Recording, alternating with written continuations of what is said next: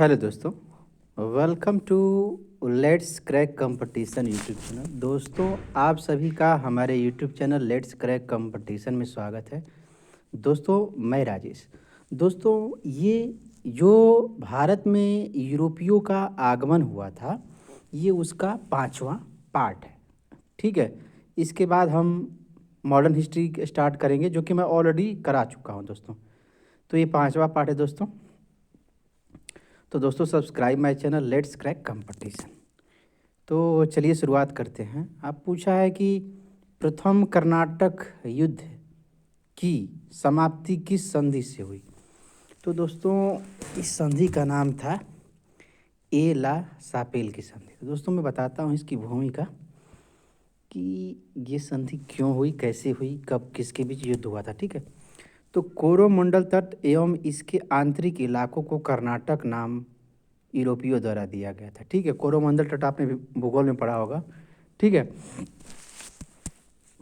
तो प्रथम कर्नाटक युद्ध के एंग्लो फ्रांसीसी युद्ध का विस्तार था, जो ऑस्ट्रियाई उत्तराधिकार के लिए हुआ था। यानी ऑस्ट्रिया में कौन राजा बनेगा, उसके लिए अंग्रेजों और फ्रांसीसियों के बीच में युद्ध हुआ। प्रथम कर्नाटक युद्ध को सेंट थॉम के युद्ध के रूप में जाना जाता है, जो फ्रांसीसी सेनाओं एवं कर्नाटक के नवाब अनवर उद्दीन की सेनाओं के मध्य लड़ा गया था। अनवर उद्दीन से अंग्रेजों ने सहायता की अपील की थी। ऑस्ट्रियाई उत्तराधिकार के लिए युद्ध वर्ष 1740-1748 के मध्य यूरोप की अधिकांश महान शक्तियां मारिया थेरेसा के ऑस्ट्रियाई हैब्सबर्ग राजवंश के उत्तराधिकार के मुद्दे के कारण संघर्षरत थी। इस युद्ध में फ्रांस, प्रेशिया, स्पेन, बवेरिया के साथ पूरा यूरोप शामिल था। सैक्सनी ने ऑस्ट्रिया और ब्रिटेन के खिलाफ प्रदर्शन किया। सेनापति पैराडाइज के नेतृत्व वाली एक छोटी फ्रांसीसी सेना ने अडयार नदी के तट पर सेंट थॉम में मौजूद महफूज खान के नेतृत्व में वाली मजबूत भारतीय सेना का हरा दिया। एक्स-ला चैपल की संधि पर हस्ताक्षर करने होने के बाद ऑस्ट्रियाई उत्तराधिकार के युद्ध का एक निष्कर्ष तक निकालने के पश्चात प्रथम कर्नाटक युद्ध 1748 ईस्वी में समाप्त हो गया। तो दोस्तों, ये इसका थोड़ा सा मैंने बैकग्राउंड आपको दिया है। ठीक है, इस संधि के तहत मद्रास को पुनः अंग्रेजों को सौंप दिया गया और बदले में फ्रांसीसी को उत्तरी अमेरिका में अपना क्षेत्र पुनः प्राप्त हुआ। अब है कि गोडेहू की संधि या पांडिचेरी की संधि 1754 में कौन सा युद्ध समाप्त हुआ। तो द्वितीय जो दूसरा कर्नाटक युद्ध 1754 में पहला कब समाप्त हुआ, 1748 में, 1754 में। अब बांडीवास का युद्ध, अब देखो ये भी बात है, 1760 में अंग्रेजों के नेतृत्व में किया गया था सर आयरकुट द्वारा। ठीक है, सर आयरकुट। ये तृतीय, ये आगे स्टडी करेंगे।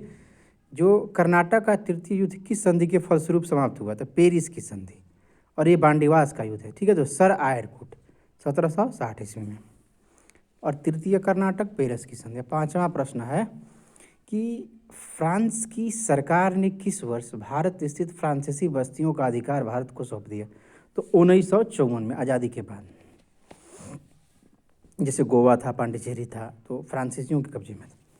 इतिहासकार मैकाले के अनुसार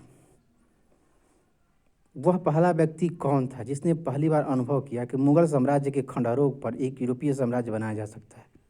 डुप्ले। निम्न यूरोपीय शक्तियों ने भारतीय व्यापार में समय समय पर प्रवेश किया। डच थे, आए गए। निम्न यूरोपीय शक्तियों ने भारतीय व्यापार में समय समय प्रवेश किया। निम्नलिखित यूरोपियों में कौन सा एक स्वतंत्रता पूर्व भारत में व्यापारी के रूप में सबसे अंत में आए। फ्रांसीसी, जो फ्रांसीसी थे वो स्वतंत्रता पूर्व भारत में व्यापारी के रूप में सबसे अंत में आए थे। भारत का बादशाह उस समय कौन था जब ब्रिटेन की ईस्ट इंडिया कंपनी की स्थापना हुई थी। अकबर था। ठीक है, ईस्ट इंडिया कंपनी की जब अकबर राजा था। 17वीं शताब्दी के दौरान दक्षिण भारत में यूरोपीय व्यापारी कंपनियों की सफलता के लिए निम्नलिखित में कौन से कारण थे? दक्षिण में मुगल उतनी तादाद में नहीं थे जितनी उत्तर में। विजयनगर राज्य 16वीं सदी के अंत में उखाड़ फेंका गया। दक्षिण में अनेक छोटे और कमज़ोर राज्य थे। इसका तीनों उत्तर है भाई, 1 2 3। 17वीं सदी के दक्षिण भारत में यूरोपीय व्यापारी कंपनियों की सफलता के लिए निम्नलिखित में कौन से कारण थे? तो यही तीनों कारण हैं। मुगल उतने तादाद में नहीं थे दक्षिण जितने उत्तर में थे। विजयनगर राज्य 16वीं सदी में उखाड़ फेंका गया। दक्षिण में अनेक छोटे और राज्य कम। ठीक है, दक्षिण में भारत यूरोपीय कंपनियों की सफलता का पूछा है ना, दक्षिण भारत। नीचे दिए गए कूट का प्रयोग सही उत्तर चुनिए। 15 अगस्त 1947 के बाद भारत का कौन सा भाग पुर्तगाल के अधीन बना रहा? गोवा। गोवा जो है ना 1947 के बाद पुर्तगीज के अंदर में था और पांडिचेरी जो फ्रांसीसियों का था।